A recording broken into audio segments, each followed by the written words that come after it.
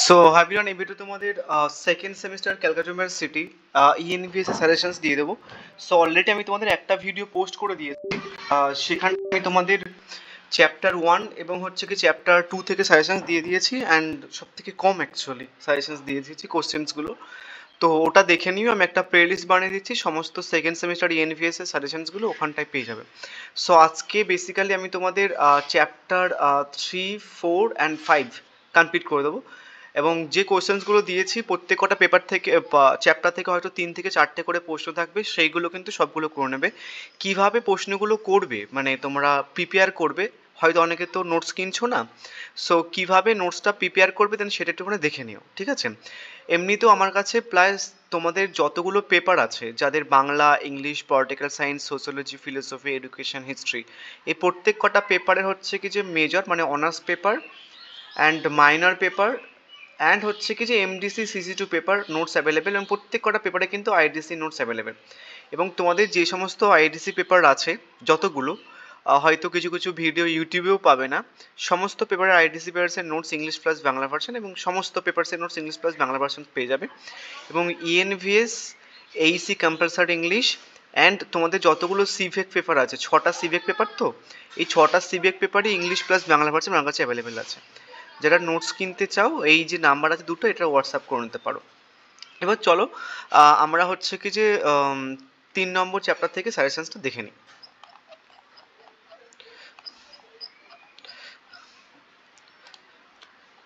So প্রথমে 3 নম্বর chapter থেকে প্রথমে যে ইম্পর্টেন্ট প্রশ্ন সেটা হচ্ছে কি যে পরিবেশ নৈতিকতা বা নীতিশাস্ত্র সম্পর্কে আলোচনা করো, এবং নীতিশাস্ত্রের সঙ্গে নারীবাদের সম্পর্ক বা পরিবেশ রক্ষায় নারীর ভূমিকা আলোচনা করো।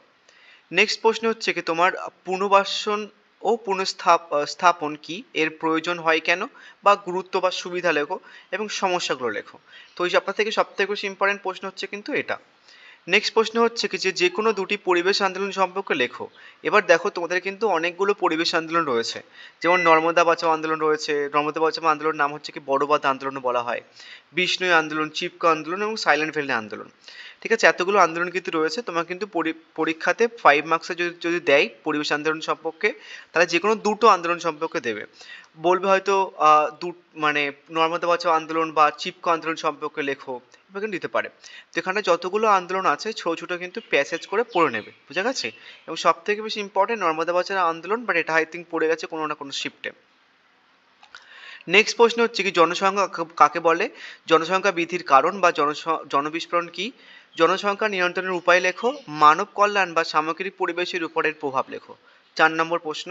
এবং লাস্ট প্রশ্ন 3 নম্বর চ্যাপ্টার থেকে, সংস্কৃতি কাকে বলা হয়, পরিবেশ ও সংস্কৃতির মধ্যে সম্পর্ক বা পরিবেশ সংরক্ষণের সংস্কৃতির ভূমিকা।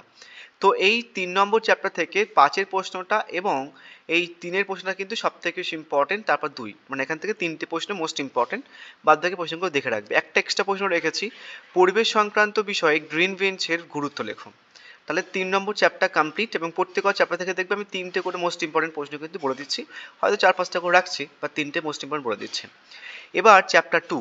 এবার একটা জিনিস তোমাদের বলে দিই, অনেকে তো গ্রুপে আছো, হোয়াটসঅ্যাপ গ্রুপে, তোমাদের আমি 2 মার্কসের এবং এমসিকিউর ভিডিও যখন পোস্ট করব, তখন হচ্ছে কি যে ওই ভিডিওর যে ম্যাটেরিয়ালসগুলো পোস্ট করবো দেন সেগুলো দিয়ে দেবো গ্রুপে। এখন 5 মার্কসেরগুলো পোস্ট করে নিই, ঠিক আছে? নেক্সট চ্যাপ্টার 4 হচ্ছে কি বিপর্যয় কাকে বলা হয়, বিপর্যয় কয় প্রকার ও কী কী, মানুষ সৃষ্ট বিপর্যয়ের কারণ লেখো। নেক্সট হচ্ছে কি করোনা ভাইরাস বা কোভিড-19 সম্পর্কে আলোচনা করো, এটা মোস্ট ইম্পর্টেন্ট প্রশ্ন। তারপর হচ্ছে কি তোমার যে কোনো 2 প্রকারের প্রাকৃতিক বা মানুষ সৃষ্ট বিপর্যয়ের পরিচয় দাও। তো এখানটায় অনেক মানে এখানটায়ও কিন্তু কিছু মানুষ সৃষ্ট বিপর্যয় আছে এবং কিছু প্রাকৃতিক বিপর্যয় কিন্তু রয়েছে। মিনামাটা বিপর্যয়, কেদারনাথের বন্যা, ভোপাল গ্যাস বিপর্যয়, ফুকুশিমা পারমাণবিক বিপর্যয়, এবং ঘূর্ণিঝড় আয়লা এবং রেমাল ঝড়, এতগুলো কিন্তু নর্মালি। এবার আমফানও জুড়ে নাম এখানটায়, আমফান, এতগুলো কিন্তু মানুষ সৃষ্ট প্লাস প্রাকৃতিক বিপর্যয় রয়েছে। সব কটার ব্যাপারে মোটামুটি একটুখানি ছোট ছোট করে পড়ে নেবে, কারণ তোমাদের পরীক্ষাতে যে কোনো 2 প্রকারের বলতে পারে, কিন্তু হয়তো বললো যে যে কোনো 2 প্রকারের প্রাকৃতিক সৃষ্ট বা প্রাকৃতিক সৃষ্ট বিপর্যয় উল্লেখ করো, বা যে কোনো 2 প্রকারের মানুষ সৃষ্ট বিপর্যয়ের উল্লেখ করো, তখন কিন্তু তোমাকে দিতে হবে, ঠিক আছে? তো এইগুলো সমস্ত বিপর্যয় সম্পর্কে মুখস্থ করে নেবে। সব থেকে বেশি ইম্পর্টেন্ট মিনেমাটা, ভোপাল বিপর্যয়, এই ভোপাল গ্যাস বিপর্যয় এবং হচ্ছে কি ফুকুশিমা পারমাণবিক বিপর্যয়, বুঝে গেছে? আমফানটাও কিন্তু করে নেবে। বা বলতে পারে যে ভারতে ঘটে যাওয়া যে কোনো দুটি ক্রান্তীয় ঘূর্ণবাদ সম্পর্কে আলোচনা করে। এটা কিন্তু একটা আলাদা প্রশ্ন, ক্রান্তীয় ঘূর্ণবাদ। এবং ক্রান্তীয় ঘূর্ণবাদকে তুমি হচ্ছে কি যে ঘূর্ণবাদ আয়লা বা রেমাল ঝড়, এই দুটো কিন্তু ডিসকাস করতে হবে এখানটায়। দেখেছো প্রশ্নটা ঘুরেও কিন্তু দিতে পারে। এবার হচ্ছে কি লাস্ট প্রশ্ন 4 নম্বর অধ্যায় থেকে, বিপর্যয় ব্যবস্থা বিপর্যয় চক্র সম্পর্কে আলোচনা করো। এবং একটা এক্সট্রা প্রশ্ন রেখেছি, বন্যা ক্ষয় কাকে বলা হয়, বন্যার কারণ লেখো, বন্যা নিয়ন্ত্রণের উপায় লেখো।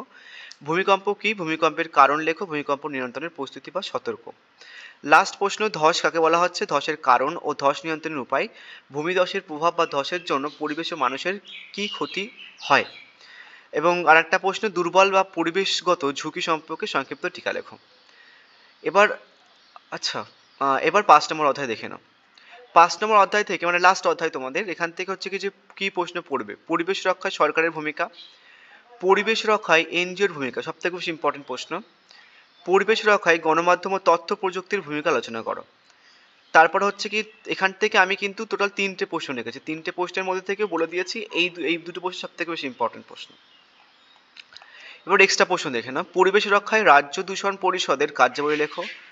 পরিবেশ রক্ষায় কেন্দ্রীয় দূষণ পরিষদের কার্যাবলী এবং প্রকল্প পদ্ধতি, এলাকার ভ্রমণ পদ্ধতি, পরিবেশবিদ্যায় শিক্ষণ পদ্ধতি, প্রদর্শন এবং প্রতিপাদ পদ্ধতি এবং ভারতীয় পরিবেশ সংক্রান্ত সংস্থা। এই যে 3 নম্বরের যে প্রশ্নটা আছে এখানটায় প্রত্যেক কটা 2 নম্বরের জন্য এই চ্যাপ্টার থেকে আসতে পারে।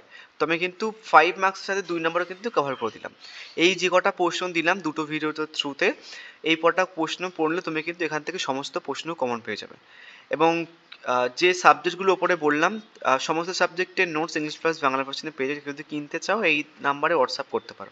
ঠিক আছে? So thank you.